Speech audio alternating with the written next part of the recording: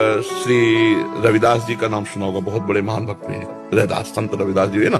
तो काशी के ब्राह्मणों ने विरोध किया, इनको पूजा नहीं करनी चाहिए, ठाकुर जी की पूजा करने का इनको अधिकार नहीं। तो बादशाह अन्य धर्मावलंबी था, तुरंत बुलाए गए रविदास जी। ब्राह्मणों की ऐसे पंक्ति बैठी और उनसे कहा कि आप ठाकुर सेवा क्यों करते हो?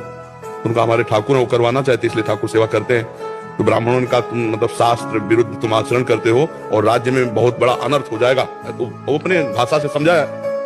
तो उन्होंने कहा हमारे ठाकुर जी जब चाहते हैं तो हम ठाकुर सेवा करते हैं, अगर वो मना कर दें तो मैं कभी सेवा ना करूं। बोले अब उनकी नजर में तो विग्रह हैं, बोले ठाकुर जी कैसे? तो बोले तुम्हारी बात समझ में कैसे आएगी कि तुम्हारे लिए ठाकुर जी राजी है सेवा के लिए?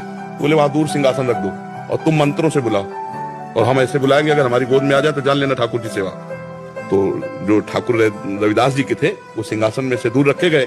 उन्होंने शुरू किया मंत्र, कुछ नहीं, और भाव में भरकर कहा प्रभु जी ही ऐसे कहा तो सिंहासन ऐसे जैसे उड़ के आए ना, छाती से लग कर तुम अन्यथा कर तुम भगवान।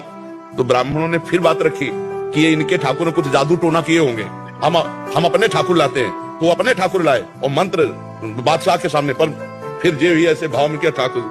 हाँ, महान संत मन चंगा उन्हीं का सूत्र है। तो कठौती में सबरी जी के पास भगवान गए, सबरी जी की स्तुति की और वहां भगवान ने अपने श्रीमुख से कहा जाति पाति कुल कर्म धर्म का इसका में कोई संबंध नहीं, मानो